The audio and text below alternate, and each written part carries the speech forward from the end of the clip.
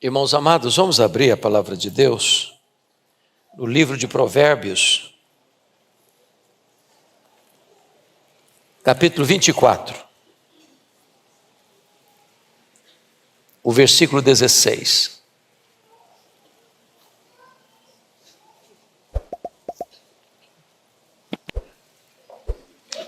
Como o texto está na tela, eu peço à igreja para ler comigo, por favor.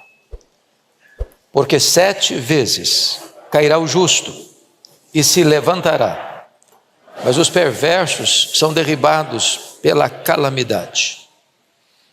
Haddon Robson, talvez a maior autoridade sobre homilética, preparação de sermão deste século, disse que um pregador deveria pregar um sermão tópico, ou seja, sobre um assunto, a cada 10 anos. E terminar de pregar, pedir perdão para Deus. Eu vou correr esse risco nesta noite. Diferentemente daquilo que eu tenho o hábito de fazer, mensagem expositiva, hoje gostaria de tratar de um sermão tópico. E o tema que eu quero abordar é como você pode transformar adversidades em triunfo. Talvez a palavra mais comum, repetida cotidianamente pelo brasileiro, é a palavra crise. Eu estou com 67 anos, acompanho os acontecimentos desde a minha infância e não me lembro de viver um tempo tão turbulento, tão difícil, tão doloroso, tão angustiante. Parece que a crise nos abraça, nos sufoca.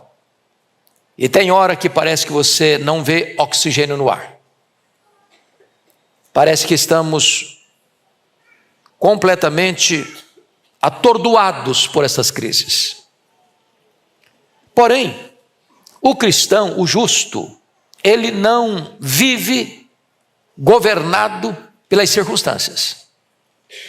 O destino da nossa vida não está nas mãos dos poderosos deste século, nem mesmo das circunstâncias à nossa volta, nem mesmo dos sentimentos que às vezes assaltam o nosso coração.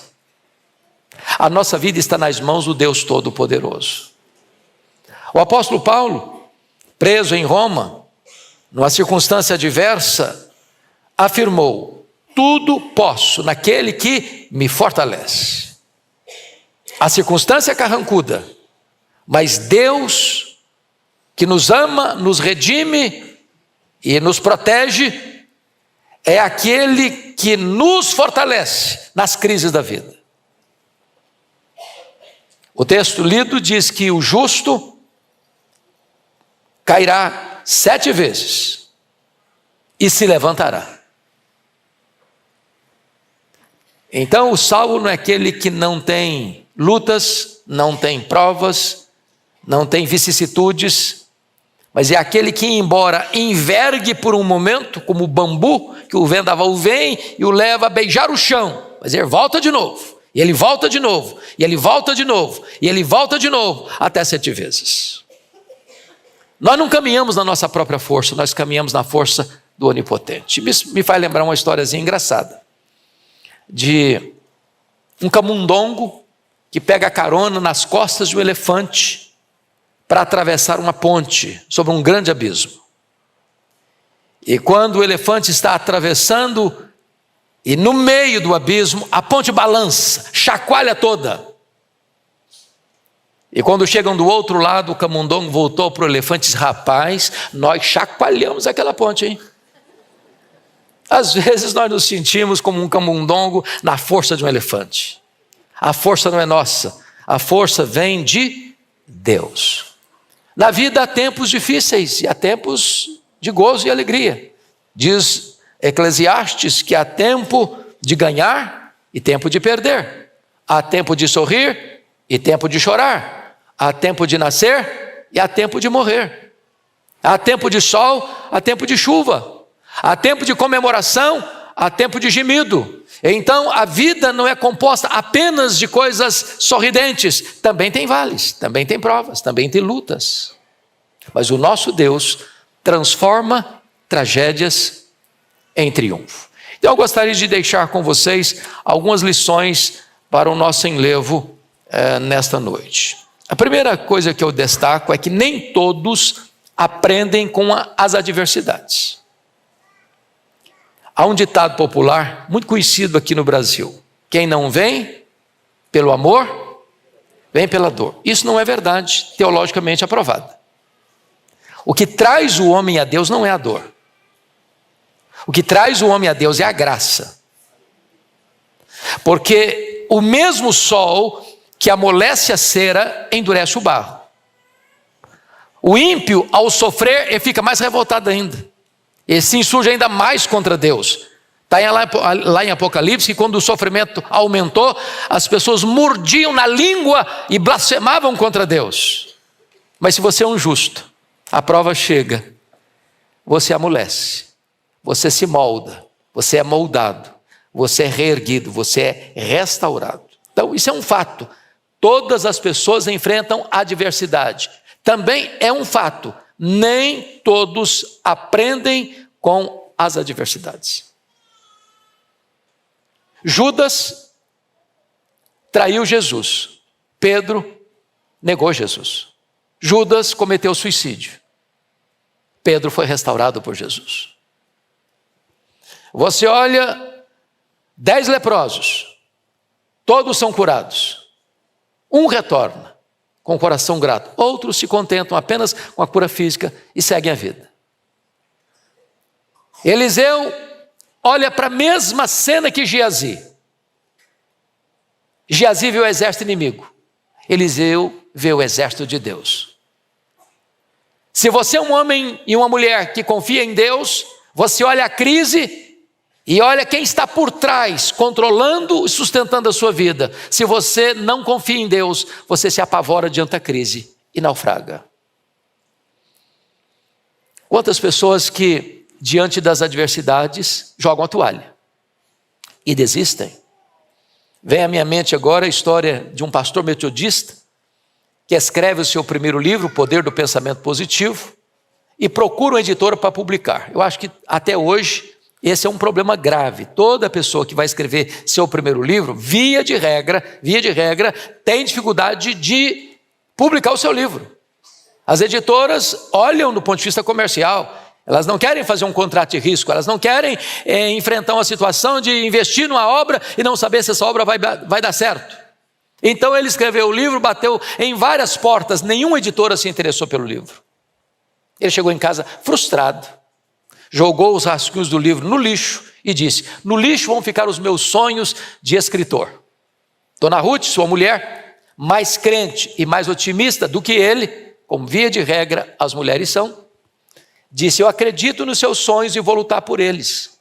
Pega o rascunho do lixo, bate em outras portas, encontrou uma editora que se interessou pelo livro.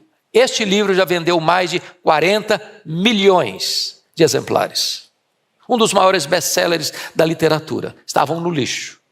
Então, se você encontra uma porta fechada, se você encontra uma adversidade, não jogue a toalha, não desista, porque Deus é poderoso para transformar a adversidade em triunfo. Este é o seu Deus, este é o nosso Deus. Me permita ilustrar de uma maneira simples. Havia um homem ébrio, bêbado, que bagunçou a família, desperdiçou os recursos, maltratou a esposa, maltratou os filhos, ele tinha 2 filhos. Esse homem morreu. E um dos filhos seguiu o mesmo caminho do pai, da embriaguez, da vida completamente desregrada, e foi parar na cadeia. O outro irmão dele, teve uma vida de sucesso pessoal, familiar, profissional, muito bem sucedido. Isso levou um repórter a ficar intrigado e fazer uma entrevista com ambos. E quando perguntou ao cara que estava lá na prisão, disse: rapaz, por que você está aqui? Ele respondeu: tendo um pai como eu tive, você acha que eu teria outro destino na vida?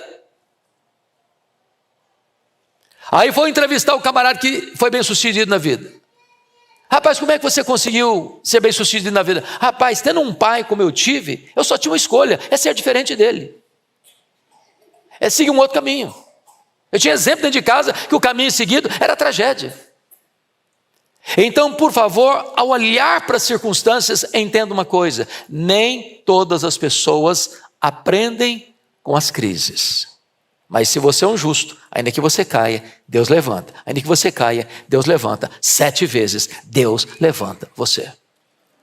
Segundo ponto que eu gostaria de partilhar: mude sua atitude diante das adversidades. Tem muita gente que vê o problema e não vê a solução. Não vai dar certo. Essa tenda não sai. Está muito caro. É muito difícil importar coisa da China. É muito complicado, não vai dar certo. Se você escutar os pessimistas, você não sai do lugar. Você não tem projeto, você não realiza nada. Você não vai para frente. Pensa comigo no Isaac. Ele está numa terra deserta. A terra está passando fome. E diz a Bíblia que ele semeia no deserto e colhe a 100 por 1.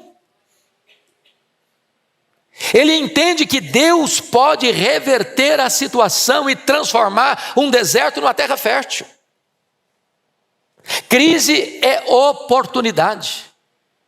É por isso que quando você encontra Paulo e Silas em Filipos, a circunstância é muito ruim. Eles foram açoitados em praça pública, eles foram humilhados em praça pública, eles foram jogados numa prisão com as costas ensanguentadas, eles foram jogados numa prisão interior, onde não tinha luz, não tinha ar fresco, onde eles tinham seus pés amarrados num tronco, e eles viram aquele cenário tão horroroso, num cenário propício para um culto de adoração a Deus, onde eles cantam e louvam o Senhor, e o milagre acontece dentro daquela cadeia. Então, nem todas as pessoas tem a mesma atitude diante das adversidades. Por exemplo, John Bunyan. Acho que todos vocês já ouviram falar de John Bunyan. Era um evangelista, batista, que pregava em praça pública em Bedford. E não se podia pregar em praça pública. E ele foi pregar em praça pública. E eles o prenderam. E diziam para ele: se você prometer de não pregar mais em praça pública, nós soltamos você. E se vocês me soltarem, eu vou para a praça pregar. E lá da cadeia, ele via sua filha primogênita cega, passando dificuldades, numa prisão imunda. Mas aquela prisão foi o ambiente propício para ele escrever a obra talvez mais lida no mundo depois da Bíblia, O Peregrino, que retrata a peregrinação do servo de Deus, deste mundo de agruras, para as mansões celestiais. Ele olhou para as circunstâncias difíceis com outros olhos. Eu acho que todos vocês que gostam de acompanhar o cenário político, não só do Brasil, mas do mundo, devem se lembrar da história de Richard Nixon. E os biógrafos dele contam que, poucos meses após a sua renúncia, o ex-presidente americano entrou numa depressão profunda, a ponto de ser hospitalizado. E ele estava completamente sem ânimo para viver, completamente arruinado, devastado pela depressão, chegando a dizer: a minha vida acabou, eu não tenho mais razão para viver, eu fracassei, eu envergonhei o meu país, meu nome está na lama. Quando de repente entra uma enfermeira apressada no quarto e diz: presidente, presidente, presidente, abra a janela. E quando ele abriu a janela, havia um avião levando uma faixa enorme com os seguintes dizeres: Senhor presidente, Deus te ama e nós também te amamos. Quem mandou fazer essa faixa e o avião voar de frente à janela foi dona Ruth Graham, esposa de Billy Graham. E conta os biógrafos de Richard Nixon que aquela atitude de Ruth Graham trouxe ânimo para o seu coração, cura para a sua alma, restauração para a sua vida. E a partir daquele momento, depois do escândalo da Watergate, ele vem a se tornar consultor sobre assuntos nacionais e internacionais. Aquela palavra entrou no seu coração e mudou o cenário da sua vida. Não importa a crise que você esteja vivendo, não importa o poço que você caiu, não importa a dor que você está passando, saiba de uma coisa: Deus ama você. Saiba que tem gente que ama você. Então não desista, então não jogue a toalha, então não retroceda. Então saiba que Deus pode intervir na sua vida e transformar o seu vale num manancial. Foi o que aconteceu com o pródigo. Ele estava lá no chiqueiro, cheio de andrajos, cheirando mal, passando fome. Num momento, uma ideia explode em sua mente. Quantos trabalhadores na casa do meu pai têm pão com fartura e eu estou aqui morrendo de fome? Levantar-me-ei, irei ter com meu pai. Eu quero dizer para você hoje, em nome de Jesus, que se você está num lugar que você não deveria estar, se você está sofrendo angústias e dores por causa das más escolhas que você fez, é hora de você voltar para a casa do Pai, é hora de você voltar para Deus, é hora de você receber o abraço de Deus, o beijo de Deus, o perdão de Deus, a restauração de Deus e um recomeço na sua história, porque Deus levanta o justo, ainda que ele caia até 7 vezes. Terceira lição que eu gostaria de partilhar com vocês: não creia que as adversidades sejam permanentes. Deus pode mudar a sua história. Às vezes a gente pensa que as adversidades vão durar a vida inteira. E nós não suportaríamos uma viagem todinha de turbulência. Tem hora que tem folga, sabia? Tem hora que tem lenitivo. Tem hora que tem óleo fresco sobre a cabeça. Aliás, quando você está perto de uma grande crise, é porque você está perto de uma grande vitória. Quando você está num vale muito profundo, você está no sopé de uma grande montanha. Então, veja você, algumas histórias bíblicas interessantes. O Abraão está com 99 anos. Deus muda o nome dele de Abrão, grande pai, para Abraão, pai de multidões. E eu fico pensando, pastor Ival, nessa cena.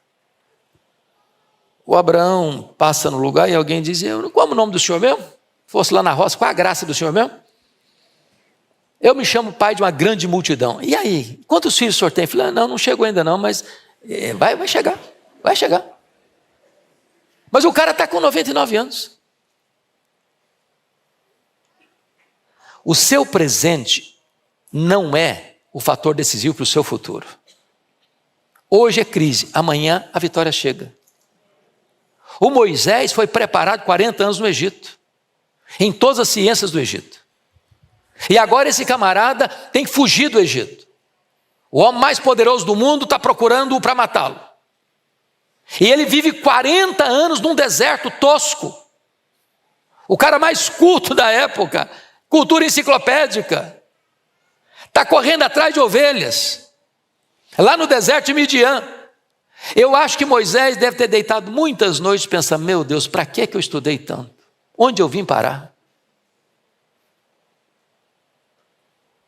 Meu projeto de libertar meu povo frustrou. 80 anos nas costas. Achou que tinha encerrado a carreira.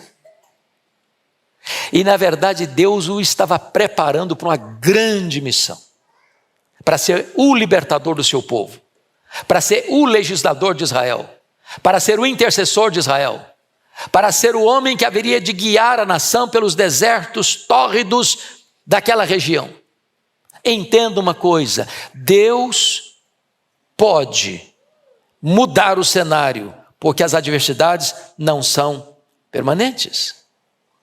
Eu fico pensando, presbítero Daniel, presbítero Milton, que quando Paulo foi levado, depois de ser rejeitado em Jerusalém, para Tarso, para a casa dele, de volta para a terra dele, ele ficou lá quanto tempo? 10 anos, no molho, no anonimato, no esquecimento. Quem sabe algumas dúvidas entraram no coração dele, algumas perguntas chegaram à mente dele: meu Deus, será que é isso? Será que os sonhos acabaram?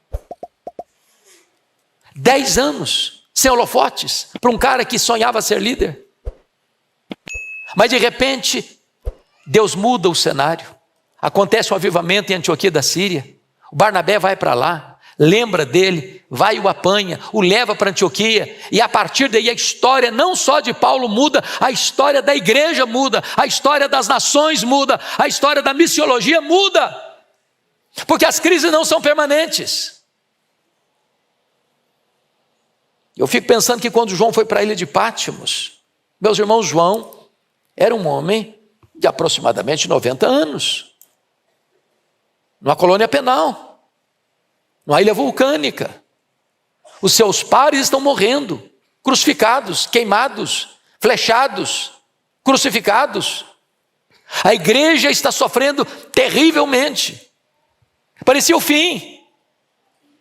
Mas as crises não são permanentes, as adversidades não são permanentes, e de repente Deus o leva para ter uma contemplação de Deus no trono, do Cordeiro com o livro na mão, e com a história sob o controle de Deus, e Deus reverte a situação. Eu não sei qual o tamanho da crise que você está vivendo hoje, meu irmão, mas Deus pode reverter essa situação. Deus pode. Às vezes as pessoas não acreditam em você. Às vezes as pessoas olham para você e acham que você nunca vai conseguir. Carimbam você. Me permita aqui um dado muito curioso que saiu na revista Time em abril de 1986. O artigo publicado tinha o título Homens sem perspectiva de futuro. Primeiro nome da lista, Beethoven. Esse jovem tem uma maneira estranha de manusear o violino. Prefere tocar suas próprias canções ao invés de aprimorar suas técnicas. Seu professor o qualificou sem esperança como compositor. Ludwig van Beethoven, um dos maiores músicos da história. Segundo nome da lista, Walt Disney. Foi despedido por um editor de um jornal por falta de criatividade. Walt Disney foi à falência várias vezes. E hoje ninguém precisa falar do sucesso do seu empreendimento. Não estou entrando no mérito aí se é bom ou ruim, não. Thomas Alva Edison. Seu professor disse que ele era muito estúpido para aprender qualquer coisa. Mas ele se tornou o maior cientista de todos os tempos. Albert Einstein. Albert Einstein, sua tese de doutorado em Bonn foi considerada irrelevante e sofisticada. Alguns anos depois de ser expulso da Escola Politécnica de Zurique, tornou-se o pai da teoria da relatividade. Quem hoje tem dúvidas da grandeza de Albert Einstein? Quinto nome da lista, Louis Pasteur. Foi apenas um estudante medíocre. Em química foi colocado em 15º lugar num grupo de 22. Mas foi ele quem inventou a penicilina. Sexto nome da lista, Henry Ford. Primeiro homem a fabricar carros em série. Foi à falência 5 vezes antes de ser bem sucedido em seus negócios. Para fechar, um fato muito curioso. Carta a Jesus. Um consultor de relações humanas manda uma carta para Jesus. Isso aqui, obviamente, história com E. Dizendo para ele sobre os discípulos dele, em quem Jesus deveria ter confiança. E foi este o resultado da carta. Pedro é um indivíduo muito instável emocionalmente. Vai ser um problema para o grupo. Então, esse Pedro não é confiável. Bom, André, disse o consultor, esse não tem nenhuma liderança. Tiago e João, bom, esses estão colocando seus interesses sempre em primeiro lugar. São egoístas e por isso inadequados para o trabalho. Tomé, bom, esse é um perguntador inveterado e tem uma enorme tendência a bater o ânimo do grupo. Mateus, esse encontra-se na lista negra da Associação Comercial de Jerusalém. Simão Zelote, bom, esse é de um partido de esquerda radical. Sempre quer pegar em armas para uma revolução contra Roma, uma revolução armada. Bom, Tadeu e Bartolomeu têm uma forte tendência para a depressão. Então diz a carta, porém um de seus candidatos apresenta um forte potencial. Ele é um homem hábil, se relaciona bem com as pessoas, tem uma mente muito imaginativa, tem os contatos certos nos lugares certos, é inteligente, é ambicioso, é responsável e, portanto, essa consultoria tem o prazer de lhe recomendar Judas Iscariotes como seu homem de confiança e seu braço direito.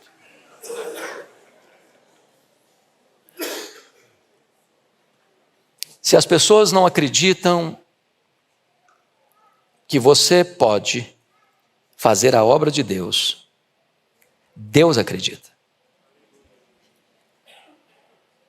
Se as pessoas carimbam você dizendo, você não vai conseguir, se Deus se agradar de você, você vai conseguir. Quando os espias olharam a terra, voltaram com um relatório. A terra é boa mesmo, mas não é para o nosso bico não. E lá tem cidades fortificadas, lá tem gigantes. Eles vão nos engolir vivos. Não dá para nós. Aos olhos deles, nós somos como gafanhotos. Aos nossos próprios olhos, nós somos gafanhotos. Não dá para nós, não. É impossível.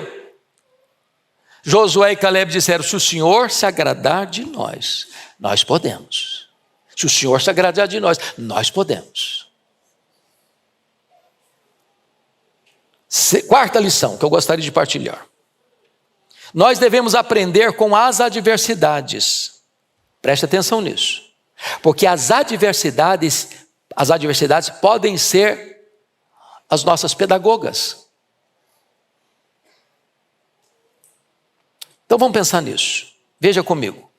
Davi disse no Salmo 119, versículo 71, foi-me bom ter passado pela aflição para que eu aprendesse os teus decretos.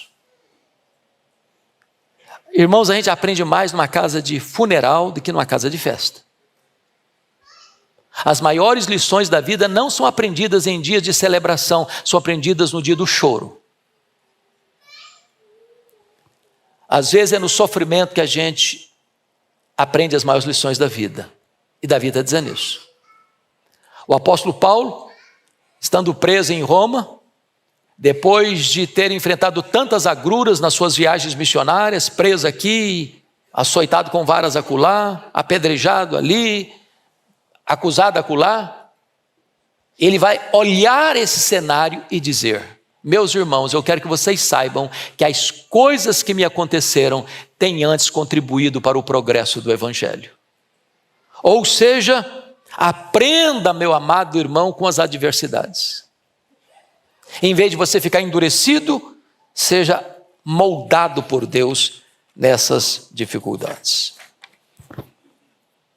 Segundo ponto, na adversidade olhe para Jesus e prossiga em vez de ficar desanimado. Tem hora que você fica desanimado? Aqui para nós. Tem hora que você diz, eu acho que eu vou dar uma parada. Estou fazendo o meu melhor, só estou levando burdoada na cabeça. Tem hora que você está de tanque vazio. Tem hora que você está andando na reserva. O que você vai fazer? O apóstolo Paulo, na carta aos Filipenses, diz, uma coisa eu faço, esquecendo-me das coisas que para trás ficam, prossigo para o alvo, avanço, para o prêmio da soberana vocação de Deus em Cristo Jesus. Pare de ficar olhando demais para as lentes do retrovisor. Põe os seus olhos em Jesus. E caminhe para frente.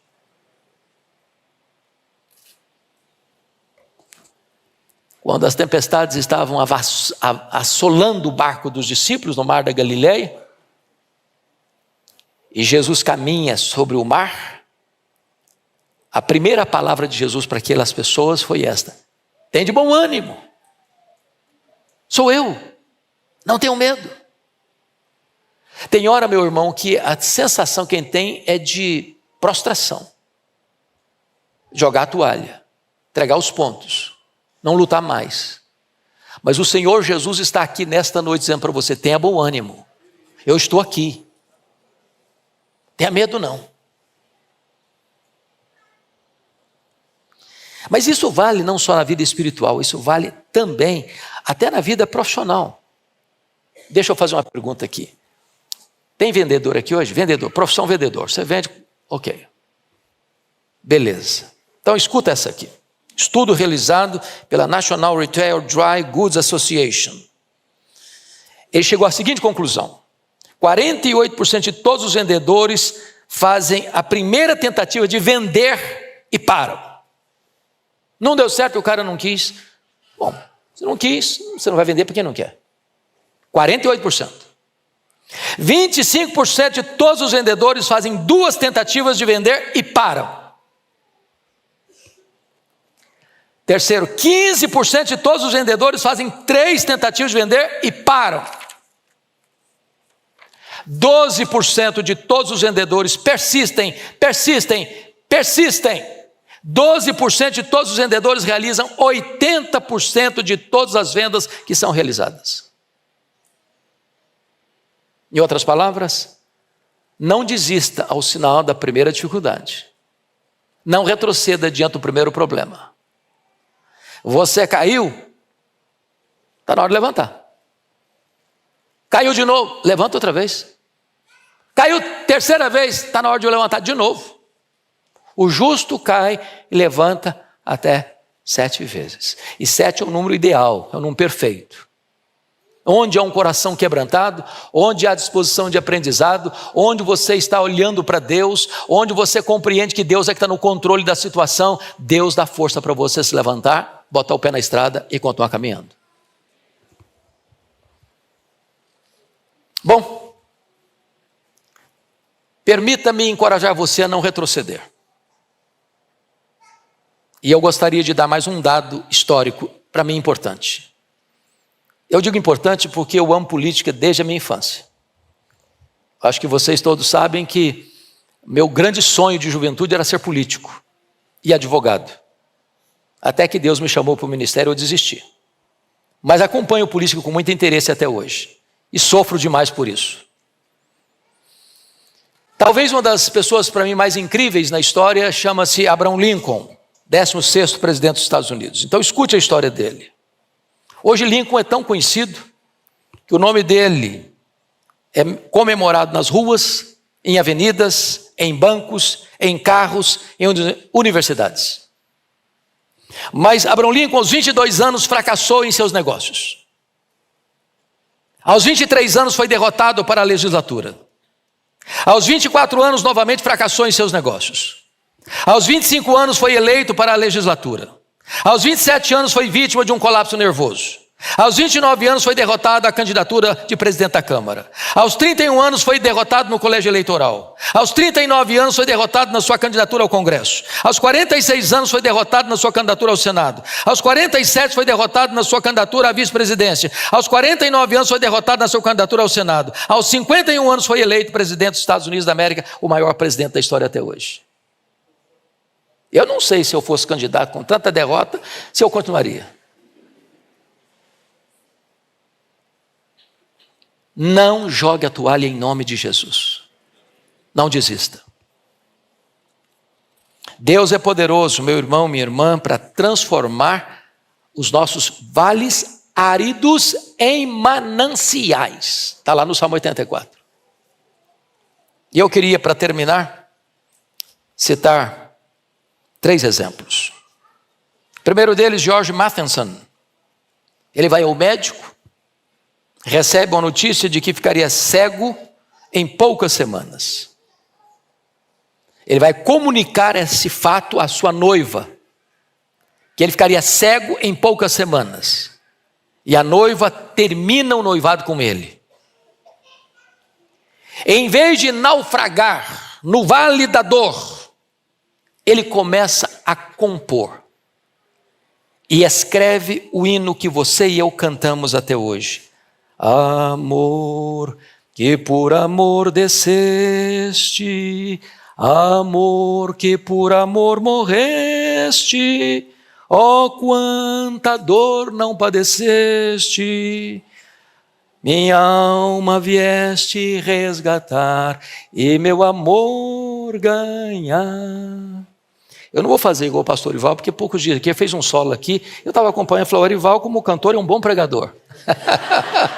Eu acho que eu sou pior do que ele como cantor. Mas entenda que você pode transformar o vale num manancial. Esse hino de Matheson tem abençoado milhões e milhões de pessoas até hoje. Segundo exemplo, Louis Braille ficou cego na infância. Foi levado para um instituto de cegos. Depois de jovem, criou o sistema de leitura Braille, propiciando aos cegos a possibilidade da leitura e do conhecimento. Ele poderia ter fundado na cegueira e dizer, acabou a minha vida. Mas ele usa aquela realidade para se tornar uma bênção para o mundo. E finalmente, Fanny Crosby. Fanny Crosby é a maior compositora cristã de todos os tempos. Essa mulher viveu 92 anos. Essa mulher ficou cega na 6ª semana de vida, por um erro médico. Essa mulher compôs mais de 4.000 hinos. Essa mulher cantou basicamente todos os seus hinos de cor. E todos nós cantamos os hinos que ela compôs. Que segurança tem em Jesus. A Deus demos glória por seu grande amor. Quer estar ao pé da cruz, que é tão rica fonte. Ela transformou um vale num manancial. Então, permita dizer a vocês que Deus pode mudar a nossa sorte. A crise não é permanente. Se você cair, Deus levanta você.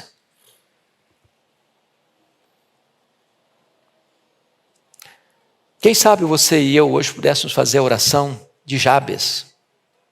Ele estava carimbado com o nome Jabes. Em meio de dores, a sua mãe o deu à luz. Seria um estigma para ele. E diante daquela situação tão difícil, ele faz uma oração a Deus e diz, ó Deus, tomara que me abençoes e me alargues as fronteiras. Que seja comigo a tua mão e me preserves do mal, de modo que não me sobrevenha aflição. E Deus atendeu a sua oração. Ore a Deus para Deus mudar a sua sorte. Você está passando por um vale, por uma dor, por uma prova, por um sofrimento, por uma seca, por um deserto. Deus pode mudar a sua sorte. Ele é poderoso para fazer isso. Porque o texto diz, porque 7 vezes cairá o justo e se levantará. Os perversos são derribados pela calamidade, mas Deus vai erguer você. Deus vai fortalecer você. Deus vai continuar conduzindo você em triunfo. Em Jesus você é mais do que vencedor. Deus nos ajude. Deus nos abençoe. Amém.